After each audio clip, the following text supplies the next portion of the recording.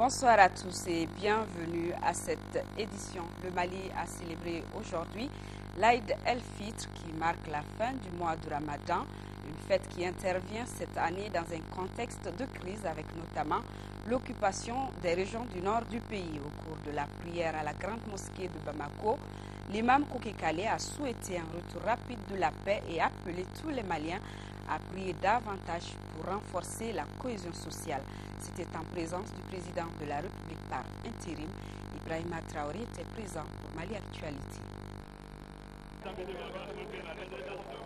Jour de l'Aïd el-Fitr à Bamako, dès 8 h, du beau monde converge vers la grande mosquée, un moment solennel pour la communauté musulmane de rendre hommage au tout-puissant Allah après un mois d'intenses prières, d'invocations et de privation de nourriture, de l'aube au crépuscule, en file indienne ou en groupe. Certains formulent des louanges et glorifient Dieu.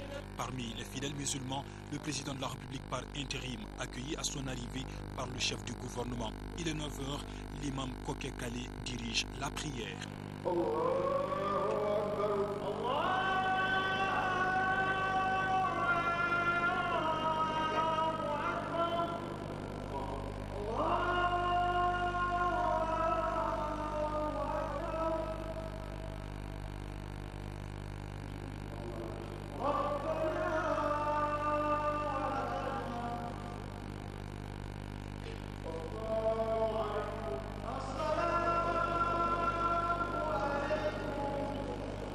La prière est suivie de prêches. Dans son sermon très émouvant, l'imam Kale a appelé les fidèles à rester très attachés aux valeurs de l'islam et à s'éloigner de tout ce qui est contraire à la religion. Occasion pour lui de souhaiter un retour rapide de la paix au Mali, notamment dans le nord du pays occupé par des islamistes. Et le chef de l'État de saisir cette opportunité pour inviter une fois de plus ses compatriotes à l'unité pour faire face aux énormes défis du pays.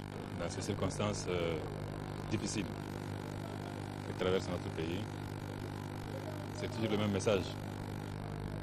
Un message d'unité, un message de solidarité, un message de tolérance et un message de courage. Je pense qu'aujourd'hui, ce dont les Maliennes et les Maliens ont le plus besoin, c'est l'union sacrée. L'union sacrée pour notre pays, l'union sacrée pour notre démocratie. Et je pense qu'aujourd'hui, nous devons taire toutes nos différences et ne penser qu'à une seule chose, à ce pays qui a tant souffert et qui a besoin qu'on l'aide. Je crois que les premiers qui peuvent l'aider, ce sont ses propres fils. Je voudrais dire aux populations du nord du Mali, ceux qui sont restés sur place, ceux qui se sont réfugiés dans des pays voisins, ceux qui se sont déplacés à l'intérieur du pays, que nous souffrons encore plus que le martyr qu'ils vivent. Et je voudrais leur dire de ne pas désespérer, de savoir que leurs frères, leurs concitoyens maliens, où qu'ils soient, au nord, au sud, à l'est et à l'ouest, ils pensent à eux. Inch'Allah, avec la grâce de Dieu, nous allons faire en sorte de mettre fin à leur souffrance et à leur martyr. Ce moment est l'occasion pour les croyants de raffermir leurs liens de solidarité et d'entraide. À la fin de la prière, fidèles musulmans, autorités religieuses, administratives et représentants du corps diplomatique accrédités au Mali se souhaitent mutuellement les faveurs de l'Aïd el-Fitr, marquant la fin du mois de jeûne.